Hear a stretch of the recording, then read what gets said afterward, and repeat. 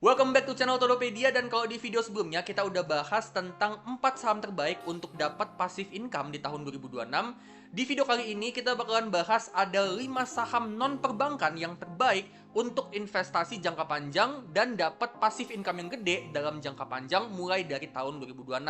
Ya, jadi buat teman-teman yang pengen mulai investasi di tahun 2026 dan kalian pengen investasi jangka panjang dan juga pengen dapat passive income yang gede dari saham mulai dari tahun 2026 untuk kedepannya dalam jangka panjang, pastiin kalian tonton video ini karena 5 saham ini bisa jadi starting point untuk kalian yang mau investasi tapi di saham-saham yang non perbankan gitu ya. Nah, sebelum kita mulai seperti biasa jangan lupa subscribe channel Todopedia ya, pastiin kalian subscribe dan juga pastiin kalian tekan lonceng notifikasi supaya teman-teman terus up to date sama channel Todopedia. Kalian juga bisa cek produk digital dan jasa digital yang gue punya, mulai dari e-course, e-book, panduan lengkap, artikel, dan masih banyak lagi. Itu semua kalian bisa dapatkan di linkit/Todopedia, atau kalian juga bisa dapetin itu di channel page Todopedia di bagian tab store. Ya, di situ kalian bisa dapetin produk dan jasa digital Todopedia yang tentunya bisa berguna buat kalian. Dan kalian juga bisa join program membership Todopedia, di mana di sini kalian akan dapat extra benefit. Di antaranya kalian akan dapat stock pick investasi jangka panjang versi Todopedia, ya. Kalian akan dapatkan itu. Terus kalian juga akan dapatkan prompt AI untuk analisa saham dengan lebih cepat dan lebih mudah dengan bantuan AI. Dan kalian juga bisa dapat akses ke dalam grup eksklusif Todopedia di dalam Discord, ya. Jadi itu adalah grup untuk para member yang udah join membership Todopedia. Semua itu bisa kalian dapatkan dengan join membership ini. Dan untuk join, kalian langsung aja tekan tombol gabung ya, atau klik tombol join yang ada di bagian bawah video ya. Atau kalian juga bisa masuk lewat link bit.ly/join membership Todopedia. Nanti setelah kalian join, setelah kalian masuk ya, semua benefitnya itu kalian bisa dapatkan di playlist konten khusus membership ya, atau kalian juga bisa dapatkan itu di channel page Todopedia di dalam bagian tab membership. Ya, oke, kalau gitu yuk kita langsung aja masuk ke videonya.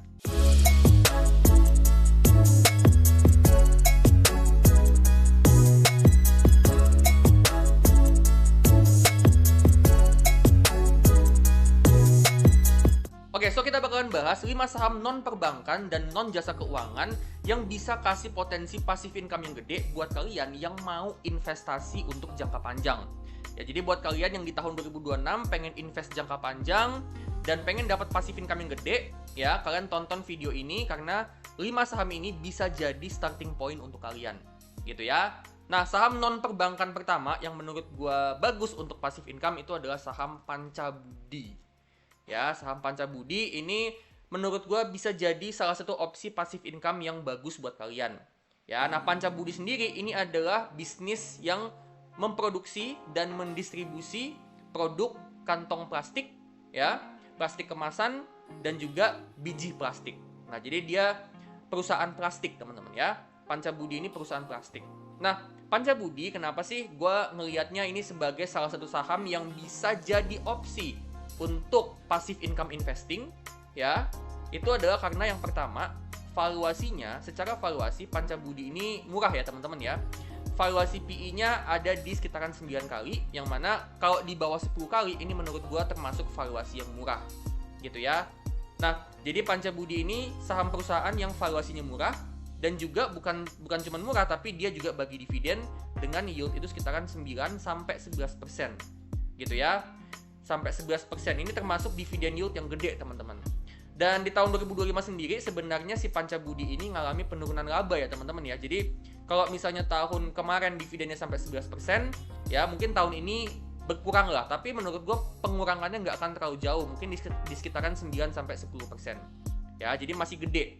Nah, nggak cuma itu aja, tapi Pancabudi ini sebagai bisnis yang ngejual plastik, menurut gue Pancabudi ini adalah bisnis yang cukup defensif. Ya, bisnis yang cukup defensif. Jadi dia ini termasuk saham perusahaan consumer staples. Kenapa kayak gitu? Karena plastik ini kan identik dengan makanan sama minuman. Ya, dan kita sebagai manusia pasti kan akan selalu konsumsi makanan sama minuman. Ya, nah seiring dengan makanan sama minuman itu masih dikonsumsi sama manusia, ya artinya permintaan untuk plastik juga masih akan cenderung lebih stabil. Ya, meskipun tetap ya bisa naik turun, tapi cenderung lebih stabil. Gitu ya untuk permintaan plastik. Dan juga Pancabudi sendiri sebenarnya mereka ini masih terus ningkatin kapasitas produksi. Jadi Pancabudi ini masih terus investasi, ngeluarin capital expenditure atau capex untuk dia meningkatkan kapasitas produksi. Nah, kalau produksinya bisa ditingkatin, artinya itu berpotensi ngebuat Pancabudi ini ngejualnya juga lebih banyak untuk kedepannya, kan gitu. Kalau dia bisa ngejual plastik lebih banyak ke depannya, artinya pendapatannya juga bisa meningkat gitu ya. Jadi Pancabudi ini manajemennya ini masih ngeluarin duit untuk investasi untuk meningkatkan kapasitas produksi, yang mana itu berpotensi untuk meningkatkan penjualan.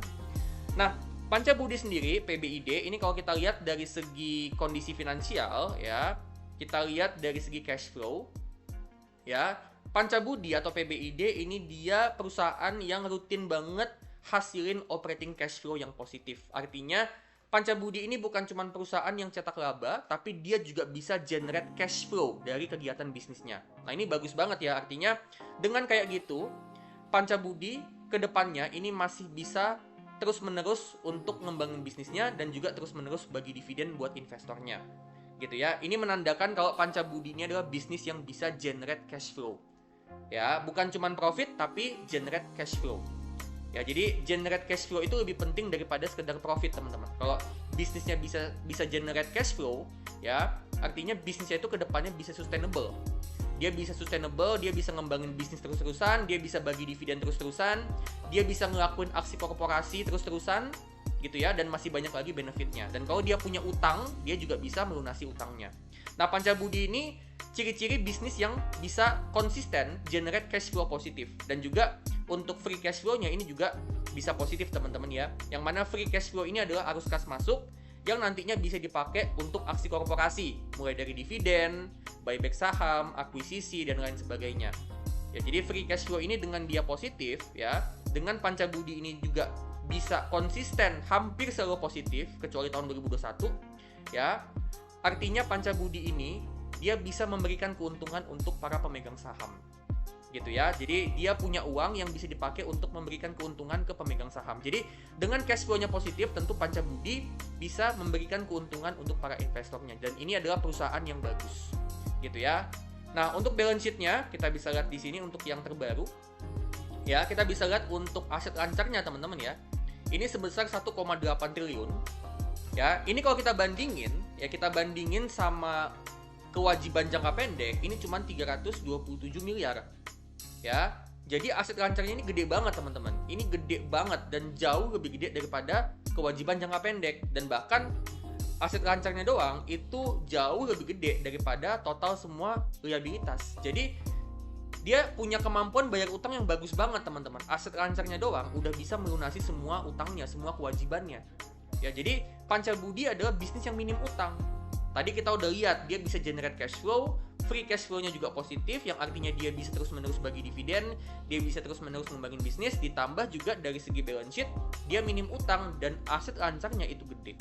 Artinya ya ini juga semakin mendukung Pancabudi untuk dia bisa sustain bagi dividen dan ngembangin bisnis. Dan juga kalau misalnya kedepannya dia mau buyback saham, itu juga bisa. Gitu ya, jadi ini adalah perusahaan yang cash flow-nya positif, utangnya juga minim, dan itu memberikan ruang yang besar untuk Pancabudi ini bisa memberikan keuntungan yang besar untuk para pemegang saham. Dan kalau kita lihat dari segi income statement, ya kita pilih annual di sini, ya dari beberapa tahun terakhir, ya untuk pendapatannya ini bisa bertumbuh dengan tingkat pertumbuhan yang cukup oke juga, ya meskipun nggak kenceng banget. Ya, jadi Pancabudi ini adalah perusahaan yang bisa bertumbuh dengan tingkat pertumbuhan yang cukup oke, ya, dan cukup konsisten juga, meskipun memang pertumbuhannya bukan pertumbuhan yang kencang. Ya, laba kotornya juga bisa dibilang mengikuti, teman-teman ya. Jadi dia bisa bertumbuh juga, ya. Laba usahanya juga bisa bertumbuh, dan laba bersihnya ini juga bisa bertumbuh. Artinya Pancabudi ini dia pendapatannya bertumbuh, tapi dia juga bisa menjaga supaya efisiensi operasionalnya bisa tetap terjaga. Net profit marginnya bisa tetap terjaga. Jadinya ketika pendapatannya bertumbuh, labanya juga ikut bertumbuh. Gitu ya. Jadi meskipun pertumbuhannya nggak terlalu kencang, tapi dia bisa menjaga profit margin supaya tetap konsisten. Ya. Nah, overall si Pancabudi ini dia ini adalah perusahaan yang bagus, perusahaan yang cukup stabil, dan punya potensi yang besar untuk kedepannya dia bisa memberikan keuntungan untuk para pemegang saham. Dan satu lagi yang menurut gua cukup menarik dari Pancabudi adalah kalau kita buka key stats, ya kita buka key stats, kita lihat di bagian bawah di manajemen effectiveness ya. Ini aset turnover-nya itu ada di 1,6 kali, teman-teman ya. Nah, aset turnover 1,6 ini artinya untuk setiap 1 rupiah aset itu bisa menghasilkan 1,6 rupiah revenue. Nah, artinya apa? Artinya Pancabudi ini adalah perusahaan yang membutuhkan modal yang sedikit untuk bisa generate revenue. Ya, jadi artinya dia ini adalah perusahaan yang cukup efisien. Artinya apa? Ya, artinya manajemen ini nggak membutuhkan banyak capex, dia nggak membutuhkan banyak modal untuk dia bisa investasi untuk ngembangin bisnis, gitu ya. Dan itu adalah alasan kenapa Pancabudi ini, kalau kita perhatiin lagi di bagian cash flow, ya, kalau teman-teman bandingin antara operating cash flow dengan capexnya, ya capital expenditure ini bisa dibilang ya termasuk kecil ya, karena memang ya manajemennya nggak butuh banyak modal untuk ngembangin bisnis. Makanya dari situ free cash flow-nya bisa besar, dan dari situ si Pancabudi bisa bagi dividen dengan yield yang gede. Jadi kenapa dia bisa bagi dividen dengan yield yang gede? Selain karena didukung sama cash flow dan balance sheet, Pancabudi ini adalah perusahaan yang memang butuh modal yang minim aja, butuh modal yang kecil aja untuk bisa ngembangin bisnis. Artinya dia nggak butuh banyak uang disisihkan untuk belanja modal. Ya, jadi artinya ya dia bisa bagi dividen lebih besar. Gitu ya. Jadi itu adalah daya tarik dari Pancabudi. Oke, kita masuk ke saham yang berikutnya, saham non perbankan yang bagus untuk invest jangka panjang dan bisa kasih potensi passive income yang cukup besar. Ya, itu adalah saham MSTI atau Master System Infotama. Nah, dia ini adalah perusahaan penyedia jasa integrasi teknologi di mana dia nyediain jasa integrasi teknologi ke perusahaan-perusahaan, dan kliennya MSTI ini udah banyak banget dari berbagai macam sektor. Mulai dari perusahaan-perusahaan di sektor keuangan, di sektor komoditas, di sektor consumer goods ya. Jadi banyak kliennya. Artinya apa? MSTI ini adalah perusahaan yang udah dipercaya sama banyak perusahaan untuk jasa integrasi teknologinya.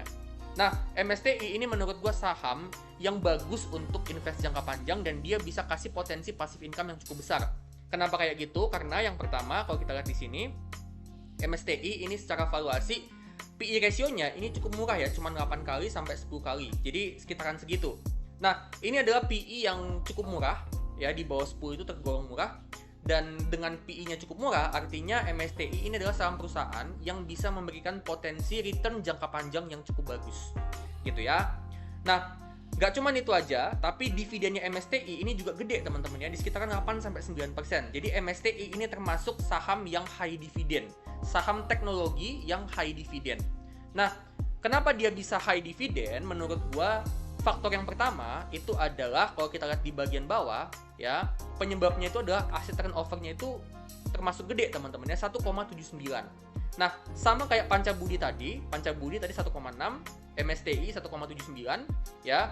Artinya MSTI ini adalah perusahaan yang butuh modal yang kecil untuk bisa ngembangin bisnis. Jadi dia nggak butuh modal yang gede untuk ngembangin bisnis. Artinya ketika MSTI mau investasi untuk ngembangin bisnis, dia nggak butuh uang yang banyak. Jadi uangnya itu bisa dipakai lebih banyak untuk bagi dividen, gitu ya. Jadi itu alasan kenapa MSTI dia bisa bagi dividen dengan yield yang gede.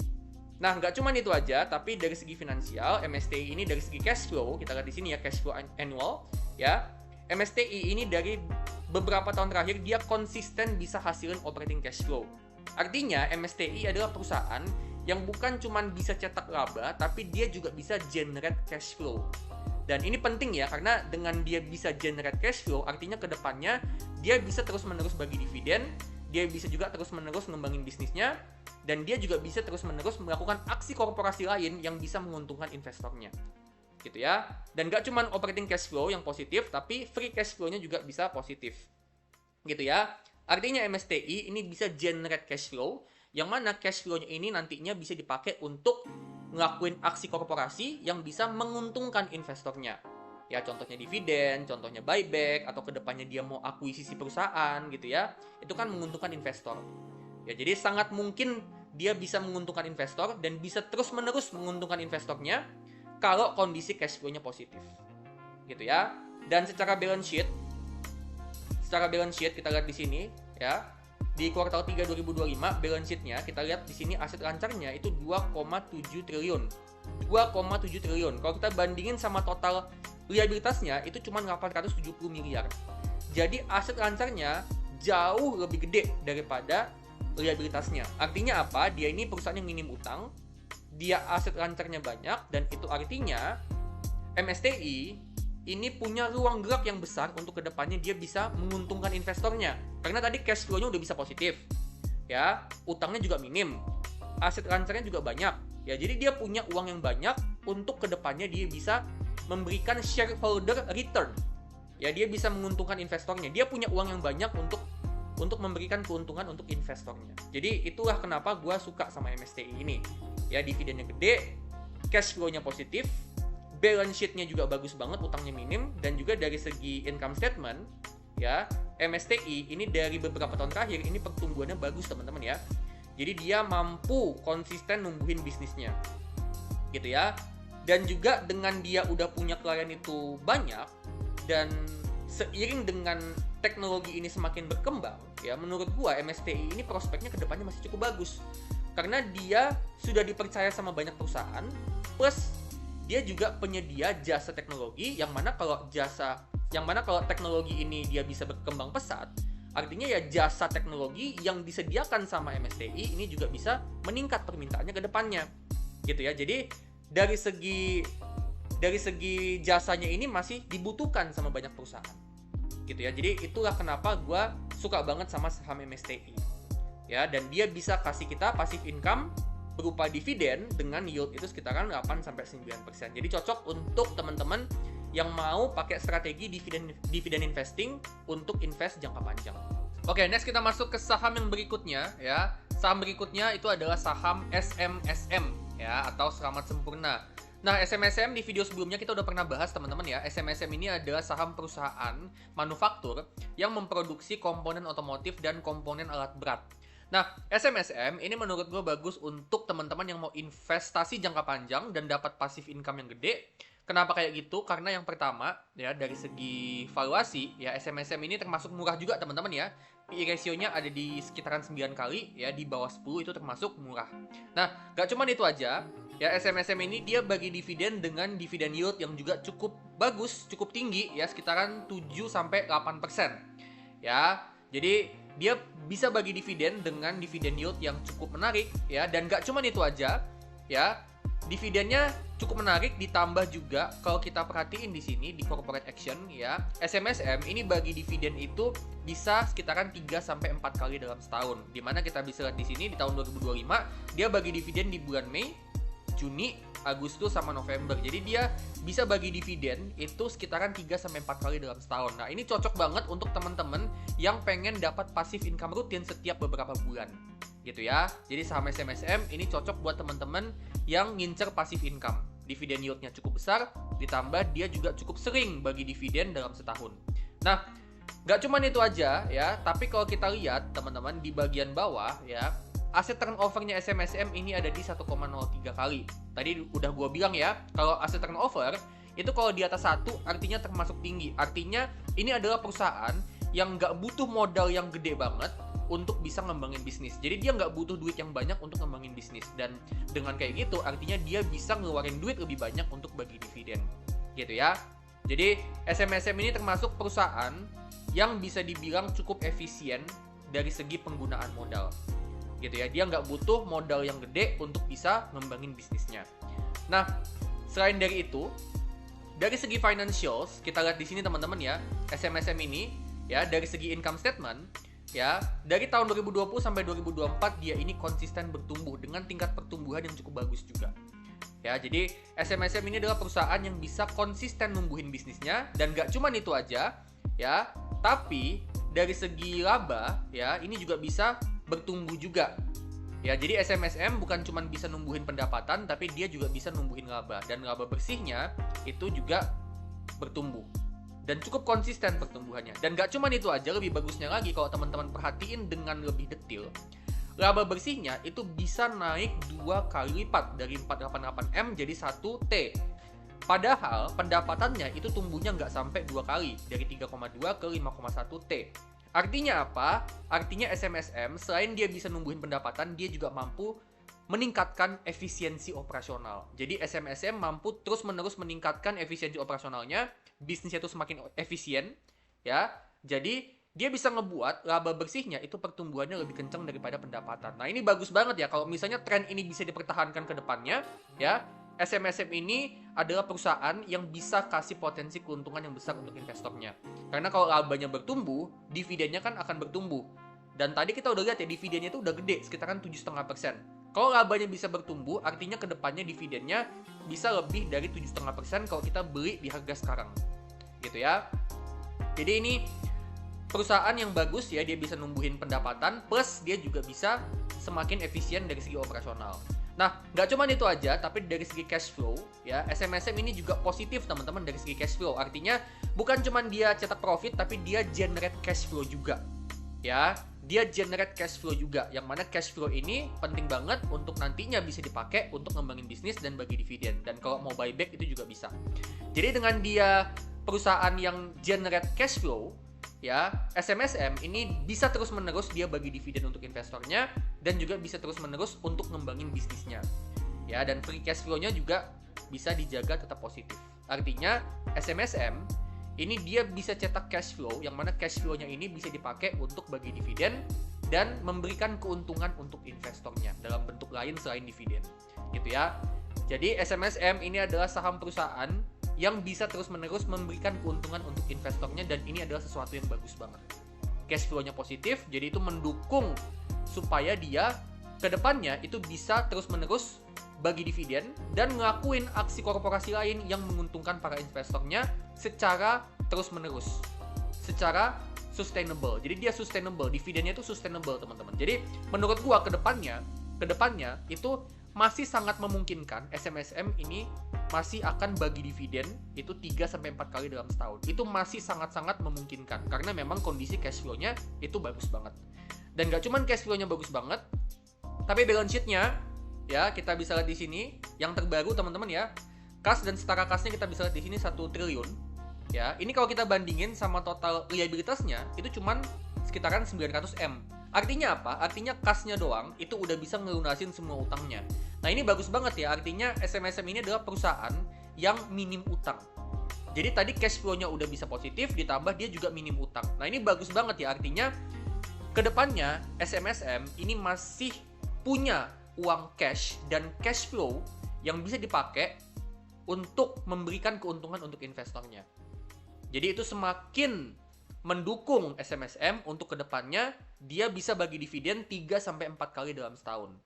Dan bukan nggak mungkin juga dia ngeluarin duit juga untuk kasih keuntungan ke investornya dalam bentuk lain, contohnya kayak buyback saham. Itu juga bisa aja, mungkin aja gitu ya.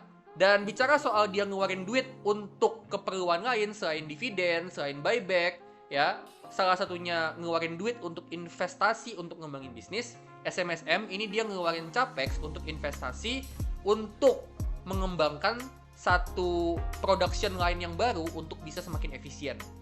Gitu ya. Jadi dia investasi untuk ngembangin satu production line yang baru yang mana itu bisa meningkatkan efisiensi dari operasional bisnisnya. Ya, jadi si SMSM ini dia masih berusaha, masih berupaya untuk bisa ningkatin efisiensi bisnis. Dia investasi itu untuk meningkatkan efisiensi bisnis. Yang artinya pertumbuhan labanya itu masih ada untuk kedepannya. Gitu ya. Dengan dia mau meningkatkan efisiensi bisnis, artinya dia mau meningkatkan efisiensi pengeluaran dia dan itu bisa meningkatkan net profit margin dan itu bisa membantu pertumbuhan dari profitnya atau labanya. Gitu ya. Jadi masih ada potensi pertumbuhan laba untuk SMSM dan itulah kenapa saham SMSM ini menurut gua salah satu saham yang bisa jadi opsi untuk kita invest jangka panjang dan saham ini bisa kasih potensi passive income yang cukup menarik. Oke, kita masuk ke saham berikutnya yang juga bisa kasih potensi passive income yang cukup besar untuk para investornya. Itu adalah saham SPTO atau Surya Pertiwi. Nah, SPTO ini adalah saham perusahaan distributor produk sanitasi kayak wastafel, kloset, dan masih banyak lagi. Nah, saham SPTO menurut gue ini adalah saham yang juga bagus untuk invest jangka panjang dan dia juga bisa memberikan potensi passive income yang gede untuk kita para investornya.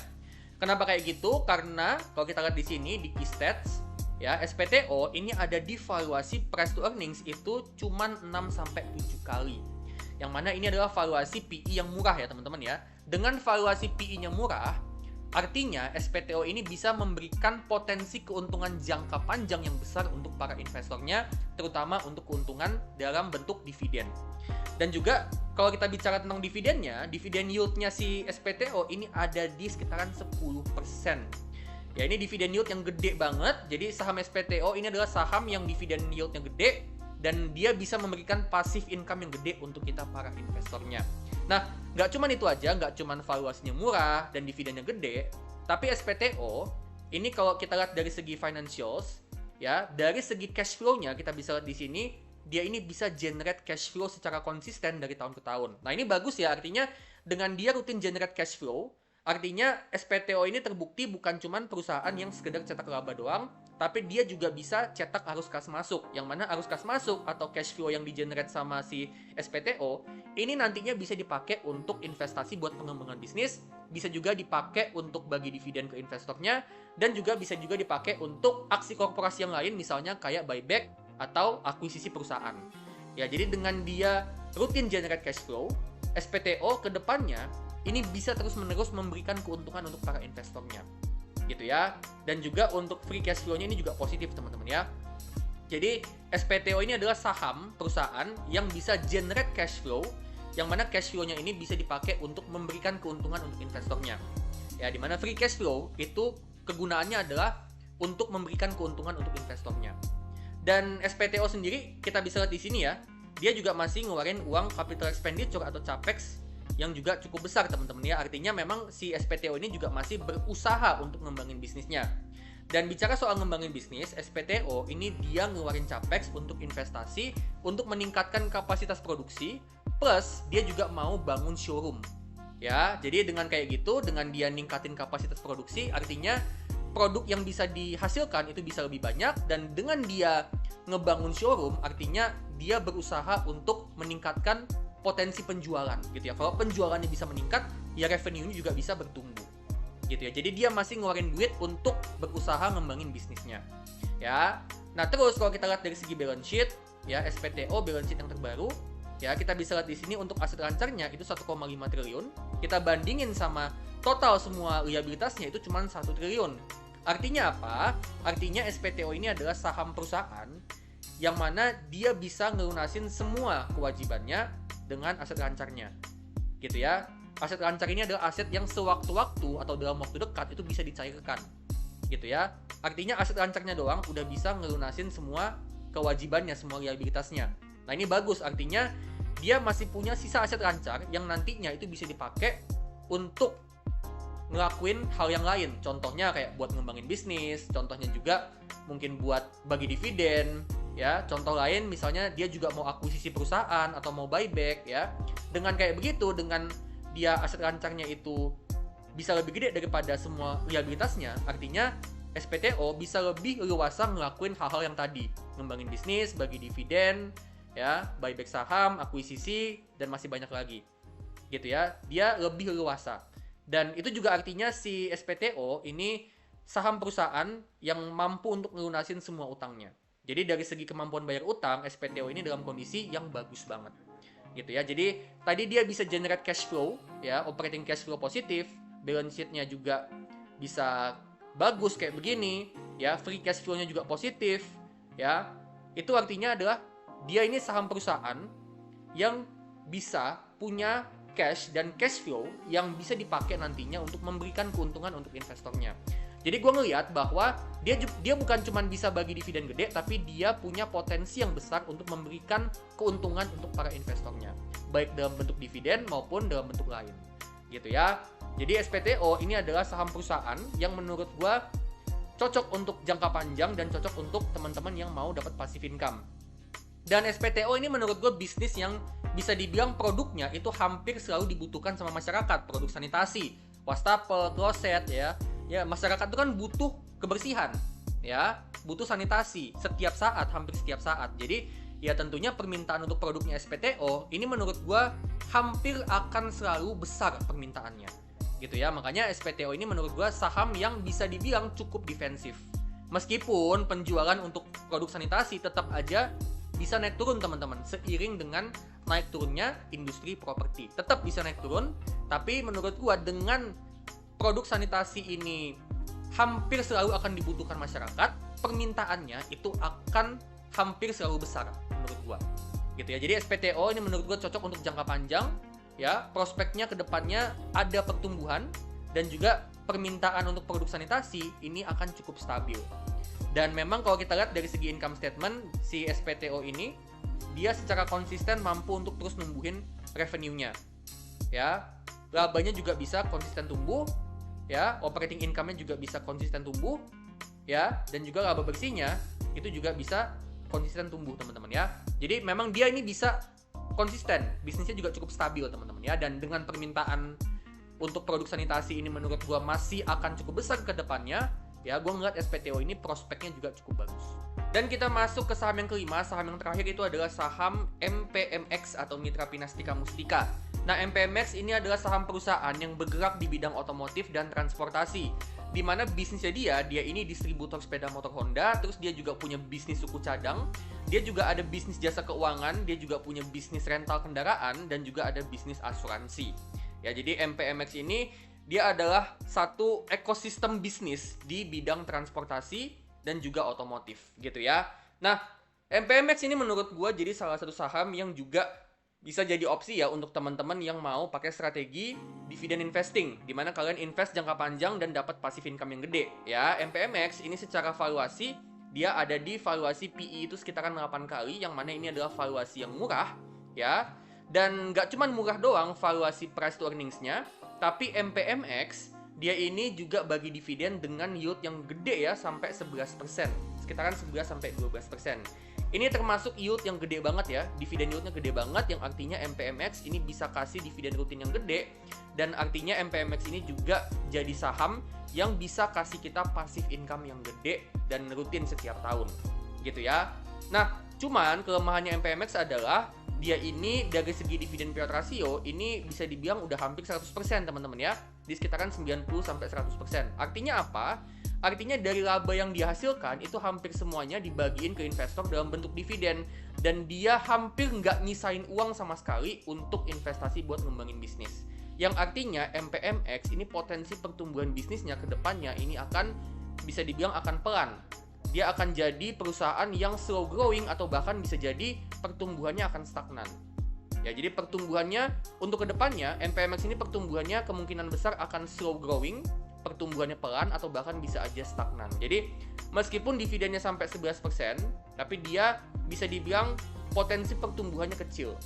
Jadi buat teman-teman yang mau invest di saham MPMX, ya, kalian mesti jaga ekspektasi. Ekspektasi kalian adalah kalian invest di sini tuh dapat dividen aja. Ya, capital gain itu bonus gitu, karena dia potensi pertumbuhannya bisa dibilang sedikit. Gitu ya. Kan capital gain itu gede kalau potensi pertumbuhan bisnisnya gede. Kalau potensi pertumbuhan bisnisnya itu kecil, apalagi dia kalau dia stagnan, ya, bisa jadi capital gain-nya ke depannya juga akan kecil, atau bahkan bisa aja nggak ada sama sekali. Harga sahamnya bisa aja di situ-situ aja. Jadi buat teman-teman yang mau invest di saham MPMX, ya, saham MPMX ini kalian perlu tahu dia ini adalah saham yang bagus untuk dividen investing only, gitu ya. Nah, kalau kita lihat MPMX dari segi keuangan, ya, kita lihat di sini, ya, MPMX ini dari segi balance sheet-nya dia, kalau kita lihat aset lancarnya dia yang terbaru itu sebesar 3,7 triliun. Ya, nah ini kalau kita bandingin dengan total semua liabilitasnya, total semua kewajibannya itu sebesar 2,9 triliun, ya, itu total liabilitasnya. Artinya aset lancarnya ini udah lebih gede daripada total semua liabilitasnya. Artinya dengan aset lancarnya doang, ya, dia udah bisa ngelunasin semua kewajiban yang harus dia bayar. Nah, ini bagus banget ya.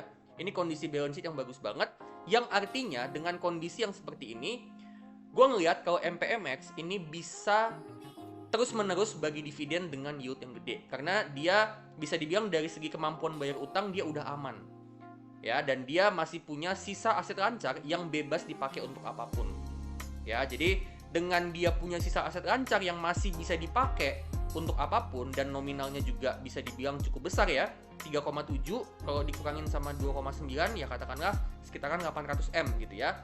Nah, 800M ini ya bisa dibilang ini adalah aset lancar yang bebas dipakai untuk apapun dan juga termasuk untuk bagi dividen, teman-teman. Jadi, gue ngeliat kalau kedepannya si MPMX ini masih bisa terus-menerus bagi dividen dengan yield yang gede. Jadi, dividen yieldnya yang gede itu menurut gue kedepannya akan sustainable. Nah, tapi sekali lagi ya, gue ngeliat kalau potensi pertumbuhannya ini kecil gitu ya. Nah, terus kalau kita lihat dari segi cash flow ya, dari segi cash flow kita lihat dari segi annualnya ya, kita bisa lihat di sini kalau MPMX ini adalah saham perusahaan yang rutin bisa generate operating cash flow ya. Jadi dia adalah saham perusahaan yang bisa hasilin arus kas dari bisnisnya, dan juga untuk free cash flow-nya ini juga positif, teman-teman ya. Jadi dia ini adalah saham perusahaan yang bukan cuma cetak profit, tapi dia juga bisa generate cash flow, yang mana cash flow ini nantinya bisa dipakai untuk bagi dividen ya. Jadi tadi balance sheet-nya udah bagus, ditambah cash flow-nya juga bagus ya, rutin positif terus ya. Artinya MPMX ini memang dia ini perusahaan yang kedepannya bisa terus-menerus bagi dividen. Dia bisa generate cash flow ya, utangnya juga minim ya. Dengan kayak gitu artinya dia kedepannya bisa untuk terus-menerus bagi dividen dengan yield yang gede. Jadi dividennya MPMX yang yieldnya gede ini menurut gue juga bukan cuma gede tapi sustainable gitu ya. Dia bisa bertahan terus-menerus karena memang kondisi keuangannya ini bagus, kondisi balance sheet-nya bagus, kondisi cash flow-nya juga bagus gitu ya. Nah, terus kalau kita lihat dari segi income statement ya. Nah, di sini kita bisa lihat teman-teman ya, dari tahun 2019 ke 2024 ya bisa dibilang ini ya stagnan, teman-teman ya. Bahkan bisa dibilang agak sedikit downtrend sedikit nih pendapatannya dalam 5 tahun terakhir. Ya, dari tahun 2020 juga sebenarnya pertumbuhannya nggak gitu besar ya. Laba kotornya juga sama, teman-teman. Pertumbuhannya nggak gitu besar. Gitu ya. Nah, jadi artinya sebenarnya gini, teman-teman. MPMX ini adalah saham perusahaan yang memang potensi pertumbuhannya itu bisa dibilang pelan. Slow growing company ya, pertumbuhannya lambat, pertumbuhannya pelan, potensi pertumbuhannya kecil, dan memang gue ngeliat ke depannya potensi pertumbuhannya ini masih akan kecil aja. Jadi menurut gue kita nggak bisa ekspektasi pertumbuhan bisnis yang gede untuk MPMX. Mungkin menurut gue dia akan bertumbuh pelan-pelan, dan bukan nggak mungkin ke depannya bisa juga stagnan pertumbuhannya. Ya, jadi antara pertumbuhannya ini bisa stagnan untuk kedepannya, atau mungkin kalaupun bertumbuh ya pertumbuhannya pelan-pelan ya. Jadi apa yang bisa kita expect kedepannya dari MPMX adalah seperti itu ya, pertumbuhannya mungkin pelan-pelan aja atau bahkan bisa stagnan, tapi dia bisa bagi dividen dengan yield yang gede gitu ya. Jadi buat teman-teman yang memang mau investasi untuk dapetin cash flow ya, untuk dapat dividen rutin, dapat passive income rutin, MPMX ini adalah saham yang bagus untuk kalian. Tapi buat kalian yang mau cari saham yang bisa bertumbuh, udah pasti pilihannya bukan MPMX gitu ya. Nah, MPMX ini kalau kita lihat dari segi key stats ya, tadi kita udah lihat valuasi kan. Nah, kita juga lihat di bagian bawah, teman-teman ya. MPMX ini asset turnover-nya ya, ini ada di 1,74. Nah, ini kayak yang tadi ya, PBID, terus MSTI gitu ya. Asset turnover-nya ini gede, teman-teman. Artinya MPMX ini adalah perusahaan yang butuh modal yang kecil untuk bisa ngembangin bisnis gitu ya. Aset turnover 1,74 itu artinya untuk setiap 1 rupiah aset bisa menghasilkan 1,74 rupiah pendapatan. Jadi dia ini adalah perusahaan yang aset efisien ya, aset efisien, teman-teman. Jadi dia nggak butuh modal yang gede banget untuk bisa berjalan, dan dia juga nggak butuh modal yang gede banget untuk bisa bertumbuh gitu ya. Jadi itu teman-teman untuk MPMX. MPMX ini menurut gua salah satu saham yang juga bisa kalian pertimbangin untuk dapat passive income rutin. Tes. Oke, so itu dia ya 5 saham non-bank terbaik untuk dapat passive income di tahun 2026. Nah, menurut kalian gimana nih untuk 5 saham ini? Apakah bagus untuk investasi jangka panjang atau enggak? Kalau misalnya kalian punya opini lain, boleh banget share di kolom komentar. Siapa tahu bisa jadi insight, bisa jadi ilmu tambahan buat gua dan juga buat penonton yang lain. Disclaimer ya, ini bukan ajakan jual beli saham, jadi keputusan investasi 100% gua kembalikan ke tangan kalian masing-masing, dan tetap do your own research ya. Dan kalau kalian suka sama video ini, jangan lupa klik like, bagiin video ini ke teman-teman kalian, dan juga jangan lupa kasih super thanks supaya Todopedia makin semangat ke depannya untuk membuat konten-konten yang terbaik buat kalian. Oke? Kalau gitu, sampai ketemu di video selanjutnya.